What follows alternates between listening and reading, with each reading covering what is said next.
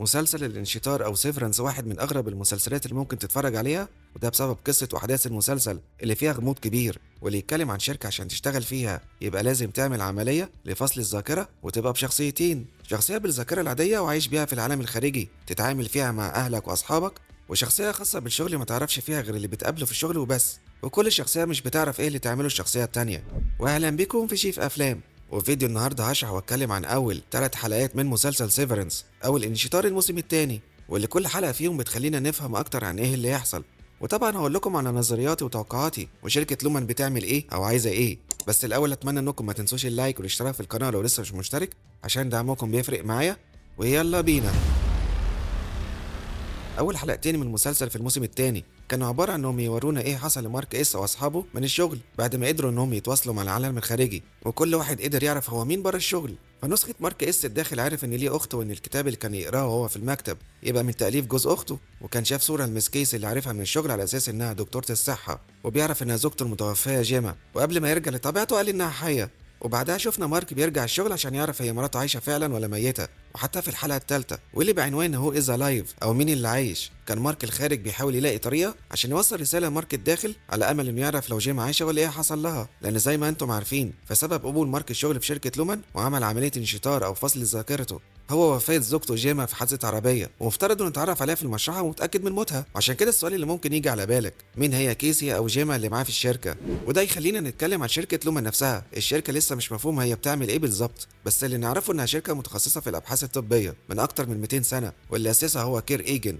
ومن وقتها وكل عيلة وابناء ايجن ماشيين على الارث بتاعه لحد ما توسعوا بقى في اكتر من دولة حوالين العالم، زي ما شفنا في فيديو الانيميشن التوضيحي في الحلقة الثانية، واللي بالمناسبة الصوت اللي كان بيتكلم باسم كير ايجن هو الممثل كيانو ريفز نفسه. ولحد دلوقتي شفنا في الشركة 4 اقسام شغالة: قسم البيانات العامة اللي فيها مارك اس وهيلي وايرفينج وديلان، وقسم البصريات والتصميم اللي بيرسموا اللوحات الغريبة اللي عمالين نشوفها مع احداث المسلسل، وقسم الصحة النفسية اللي اتلغت دلوقتي واللي كان فيه كيسي قبل ما يقرروا انهم يعزلوها او ينقلوها، وقسم غريب كده بيراقبوا فيه الماعز. والحلقة الثالثة شفنا القسم ده بشكل أوضح، وشفنا إن في عمال كتير موجودة، وغالبا شركة لومان بتعمل أبحاث على الماعز. ممكن تكون دي أبحاث متعلقة بالاستنساخ، حاجة كده زي ما حصل مع النعجة دولي الشهيرة واللي كان تم استنساخها في الحقيقة، والدنيا بعدها كانت قامت في وقتها. ولو متابع جيد للأحداث اللي بتحصل في المسلسل هتلاقي دايما انهم بيتكلموا عن كير ايجن وطباعه، وكل اللي جم من بعده بيمشي على ارثه، وده عشان يخلوا العالم كله ابناء لكير ايجن زي ما ابو هيلين قال. يعني واضح ان خطتهم هي زرع الشريحه لكل الناس عشان يقدروا يتحكموا فيهم ويحكموا العالم.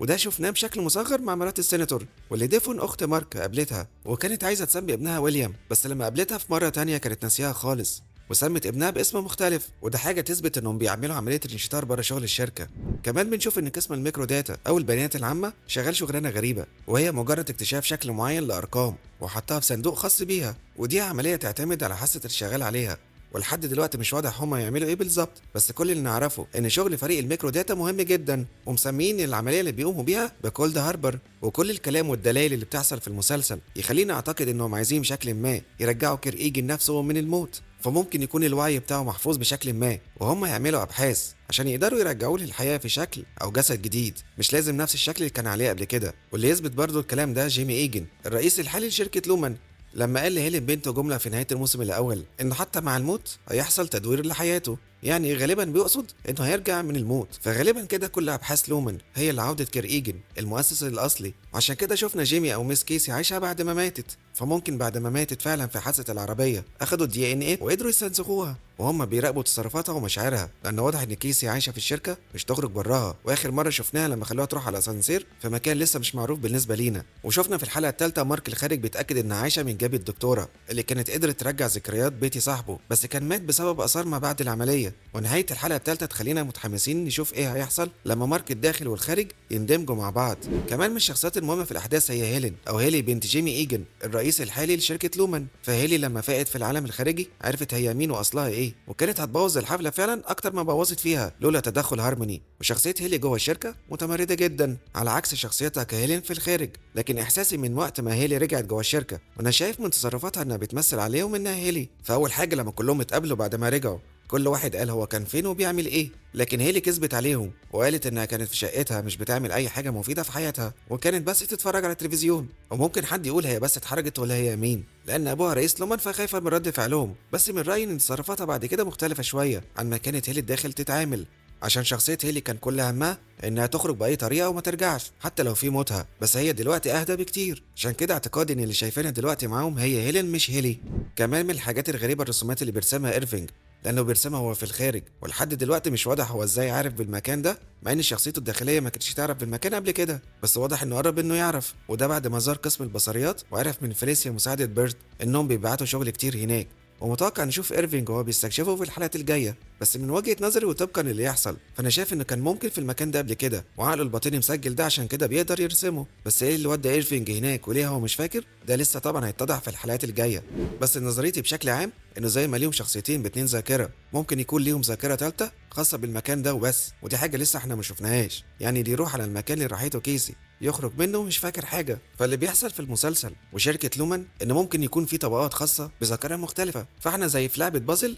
خاصه بالذاكره، وممكن مع الوقت نكتشف ان كل واحد فيهم ليه 3 شخصيات على الاقل بناء على الدوره والطابق اللي هم شغالين فيه، والكلام ده حتى ممكن يحصل على مارك وايرفينج وديلان، بس احنا لسه يمكن ما شفناش ده يحصل قدامنا، وممكن لما يحصل اندماج ذاكره مارك نشوفه ويفتكر او يعرف بالمكان ده لو كان راحه قبل كده. وفي الاخر المسلسل كده بيفكرني بعالم ماتريكس، اللي هو حياتك جوه الماتريكس غير الحياه في العالم الخارجي، والمسلسل واخد الشكل ده في نواحي واشارات كتير زي الالوان الموحده اللي بنشوفها جوه الشركه، واعتماده على الوان زي الازرق والاخضر والاحمر طوال الوقت. كمان بحس انه واخد كمان من احداث فيلم جيت اوت، واللي ما يعرفش الفيلم انصحه يتفرج عليه، واللي كان بيتكلم عن ناس بتقدر تنقل وعي الشخص جوه جسد اي حد غصب عنه، وده بحسه في المسلسل بالاخص في طريقه كلام ونظرات ناتالي، واللي هي المتحدثه الرسميه باسم الاداره، ودايما مركبه سماعه البلوتوث، فدايما نظراتها وطريقه كلامها تحس انه في حد متحكم فيها. وفي الاخر متحمس جدا للحلقه الرابعه عشان هنشوف هل عمليه دمج عقل مارك الداخل مع الخارج هتنجح ولا هيحصل معاه ايه، وكمان لما تنجح هيكتشف ايه. وبس كده، دي هتكون نهاية شرح وتحليلي لأول 3 حلقات من مسلسل سيرفانتس أو الانشطار الموسم الثاني، وأتمنى الفيديو يعجبكم، وهستنى أعرف رأيكم في التعليقات، وتعرفوني توقعوا شركة لومان بتعمل إيه، وليه مارك اس مهم ليهم كده. وفي الآخر أتمنى إنكم ما تنسوش اللايك والاشتراك في القناة لو لسه مش مشترك، وتفعلوا جرس التنبيهات عشان يوصل لكم كل جديد. سلام.